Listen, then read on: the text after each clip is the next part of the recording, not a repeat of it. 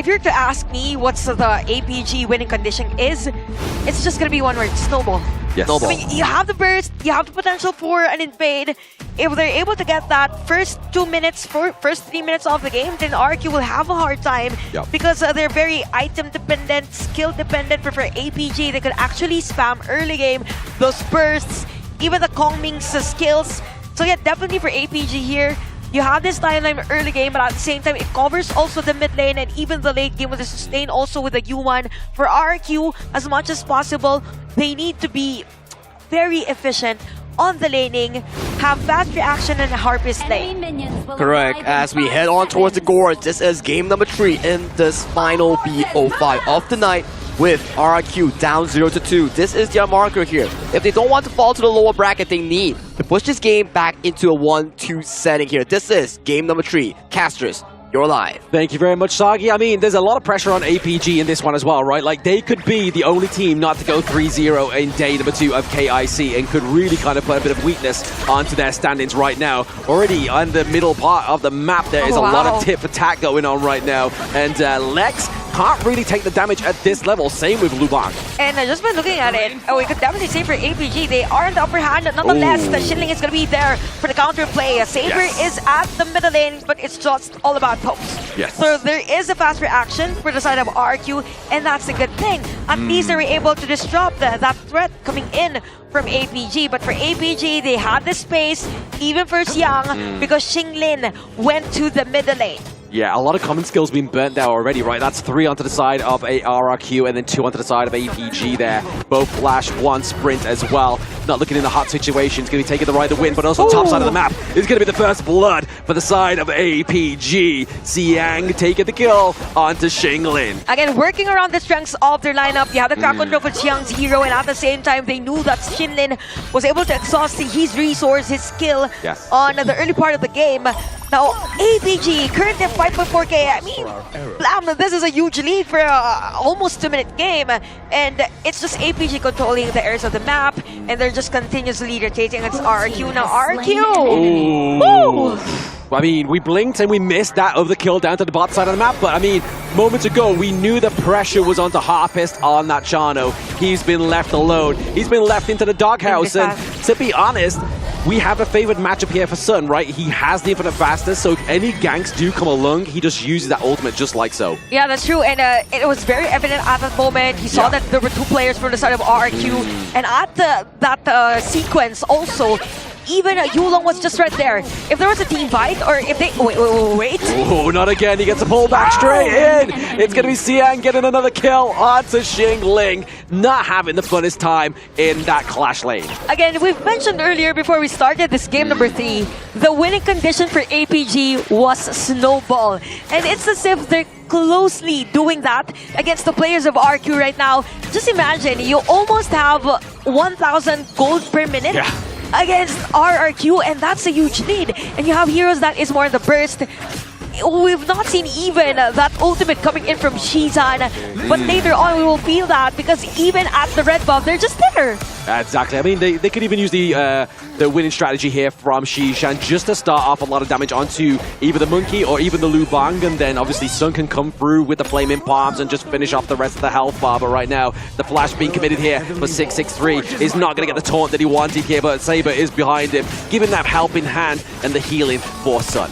And honestly speaking, it's kind of heartbreaking to see a Mai that is not really as aggressive early game, because normally you want it to be as aggressive as possible. So right now, again, RQ is a bit struggling onto this game, but still, the winning condition as much as possible to have a breather on their lanes. But you look in front of 2 players of RQ, by the way. I see it in the bush there, uses the battlefield command just to get escape, but Lex unfortunately missing the Kajusans there. That could have definitely done a little bit of damage onto the side of Xishan and probably would have had to drive him back to base. I mean, APG right now is just confident with the V that they have, with the items that they have. They're just really having that control around the map. Oh, the flash from Saber. The catch is real. And obviously the pressure being bought down to the bot side of the map is not what you want to do. And also the Azure Golem being taken, but then even more can be lost here from RRQ. 663 gets wiped out with the winning strategy. They're just confident all throughout this game, diving and jumping, and Shizan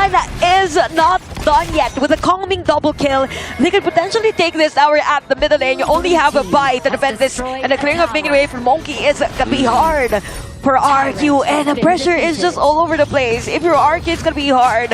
Which lane you want to defend? Is it gonna be the middle lane? Is it gonna be the bottom lane? Or do you want to go for a play at the top lane?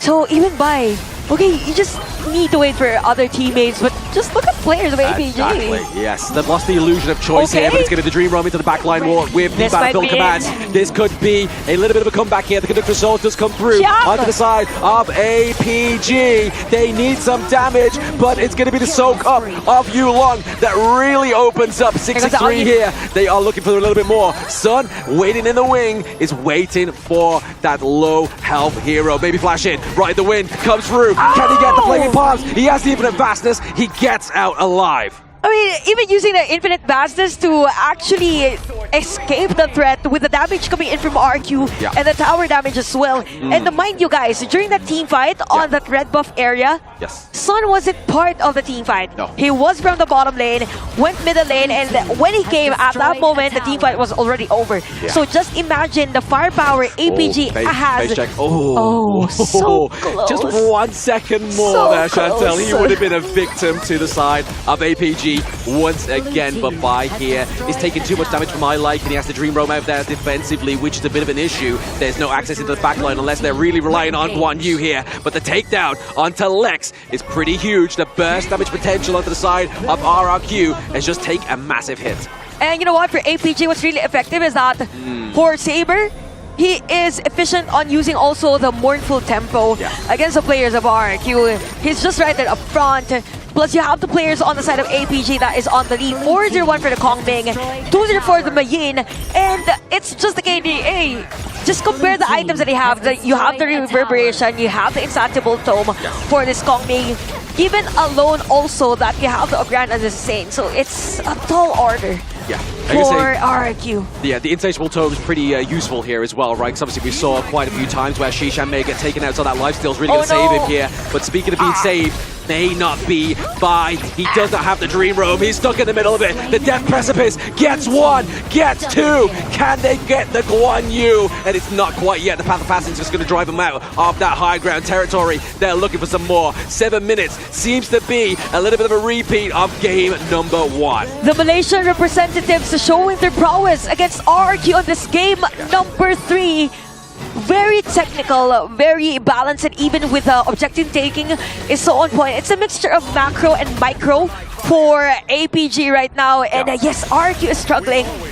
27k versus 70k in a 7-minute game time. I think you already know the answer as to how APG is playing splendidly against RQ in this game. Just shutting down the resources taking of RQ.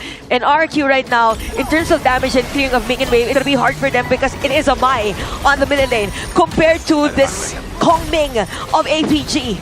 Not only just shoving, obviously, the resources away from the side of RRQ, they are literally shoving RRQ back into their base, putting them back into that box because they are looking for that 3-0 victory. They're looking for those higher ground turrets. They get one. For the moment, that's going to be pressure into the top side of the map that cannot be replenished. Those high ground turrets do not respawn. 11-1 on this 8-minute game time for RQ. They need a miracle. In terms of the items, 4k versus 6.9k. That's gonna be huge. That is a huge lead already. And given the fact that the high ground tower at top lane has already been destroyed, predictability in terms of the positioning or the entry of RQ is the strength now of APG as they will try again to take both high ground towers simultaneously in front of the players of RQ. Nice use of the Path of Pass in there, just really zoning out the side of RRQ, and they've just turned around, they've blinked, and all their high ground turrets are now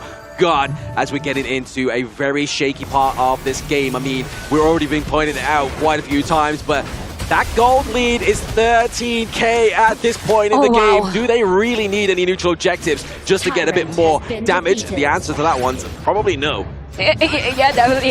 It's a no. And I feel like for APG, they're just showing how disciplined they are as a team. I mean, even though they were able to destroy the high ground towers at that moment, they went out or they backed away and took an objective because they know that for RQ still, they can go with the Guan Yu being at the back, just dealing damage against the players of APG. Yeah. But APG right now, I mean, they can end this game 11-1, 9 minutes with this massive of a lead.